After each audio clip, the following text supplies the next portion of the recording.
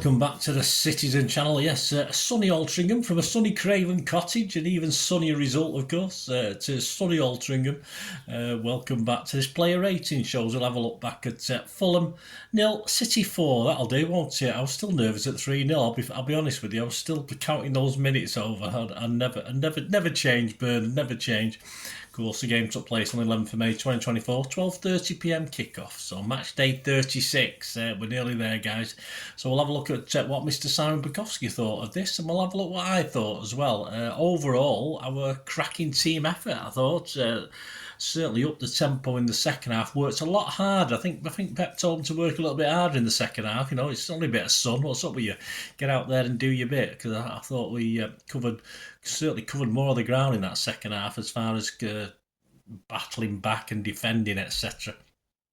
And I did panic, of course, if you check out my story of the game when that comes out, of course, when Mr. Traore came on, because I have shivers every time I see him playing against us. But we got through it just about. I think he caused a couple of problems, didn't he? But we got through it. Right, let's have a look at the ratings for this, guys. Let me know your views as well. Let me know your man of the match. I do have a man of the match today. Simon Bajkowski doesn't, because he rated 5 or 6 players all the same score, so I can't really pick one for him, but I've given one. See what you think about this one anyway.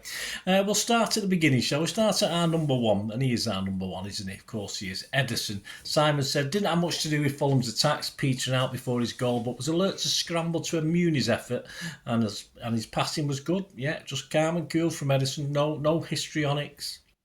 Very comfortable. Simon's given him a 7. I give him a 7. Akanji. Simon said, missed a big chance. He did, yeah. I didn't get a chance to watch that back. I think he was looking to see who was offside, but looking at the Guardian timeline, they said he should have perhaps gone with his head. I said, I've not had a chance to watch that back now, but he's not a striker, is he? So anyway, missed a chance at the back post to double the lead, said Simon, and enjoyed a shaky start on the right, but settled in the middle after Aki went off. Well, that's it. Yeah, I mean, I was surprised. Of course, I don't think Stones is fully right. I did have Stones in that right back spot for me for this game. Of course, Akanji got the nod.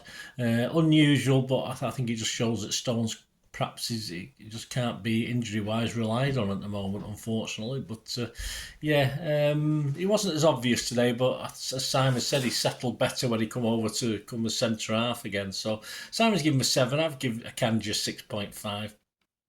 Diaz, Simon said, terrific all afternoon he was, wasn't he? Always making himself in the right place to intercept Fulham's attacks before they could get to Ederson. Yeah, even that one in the second half where he looked as though he was waiting just give the guy a chance, and then I'll just stick my toe on it and get it back to Ederson, of course. Although whether it was meant to be a back pass, I don't know, because Ederson picked it up and there was no free kick. So yeah, it wasn't. It was just a matter of getting something on it, wasn't it? But considering the lack of match time for Diaz, he's a leader, isn't he? Absolutely superb. I mean, Simon's given him an 8. I can't argue with that. I give him an 8 as well. Aki, of course, who only stayed on for 20 minutes or so, got injured after about 16 and limped along, didn't he?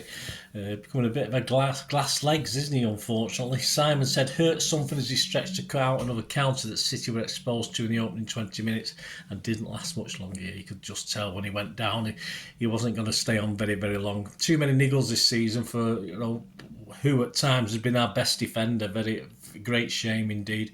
Simon's given him a 6. I can't give him a score after only 20 minutes. Guardiola, Simon said, gave the ball away more than Guardiola would like, but also I thought he said more than Guardiola then. Have you watched him play recently? Would like, but also scored 2 terrific goals, which Guardiola will like a lot. Yes, and I liked a lot as well, because we don't get many goals off Guardiola, but then again, he's not played for Pep before, has he? Once you play for Pep, and of course the first goal was terrific, and the second goal was opportunistic, wasn't it? So Simon's given an 8. How could he give him less than an 8? All right, a couple of defensive, not great, but hey, he's a Pep defender, isn't he? As simple as that.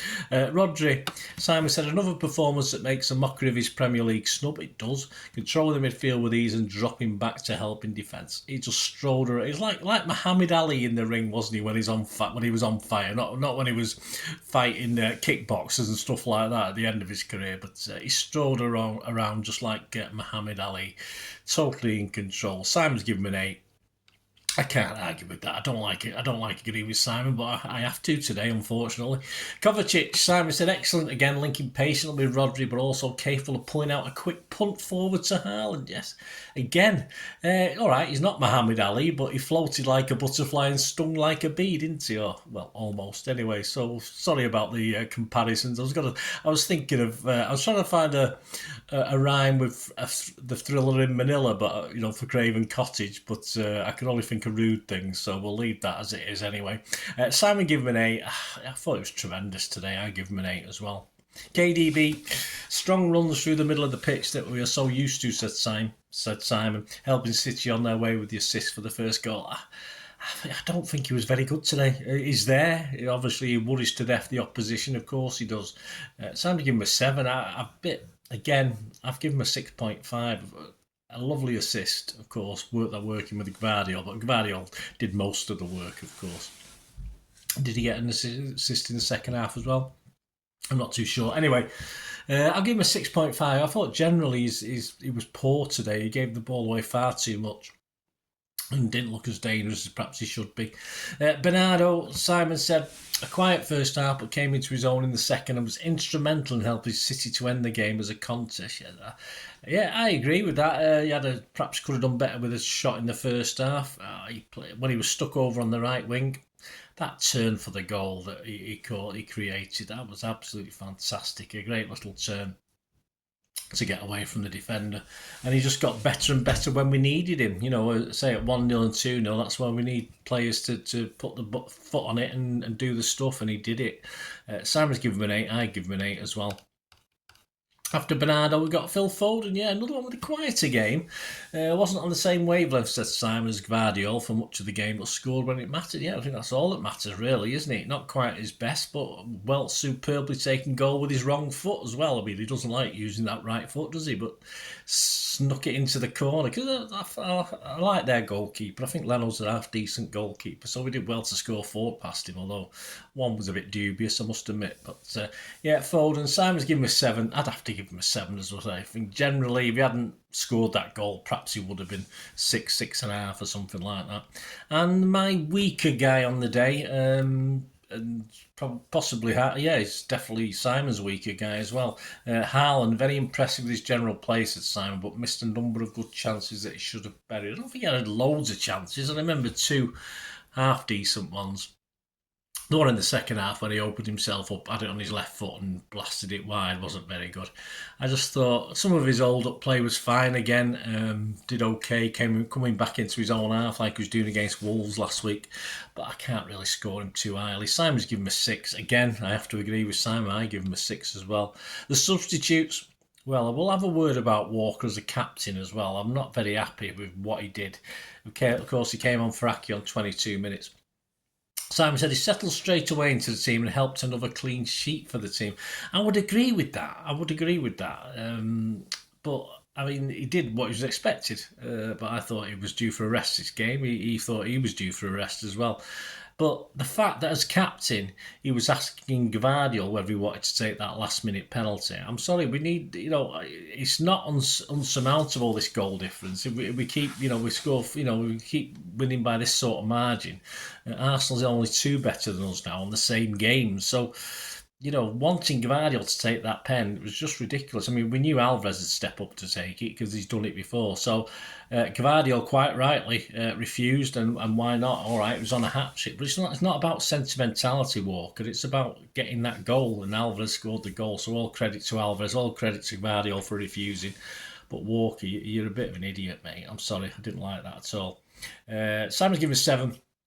I give him a 6.5. He did play most of the game, of course. Doku for De Bruyne, 75 minutes. A few promising runs, says Simon, and one fierce shot that was well saved. So give him a 7. I'm not going to mark any of these guys now because they're only on for about 20 minutes or so with injury time.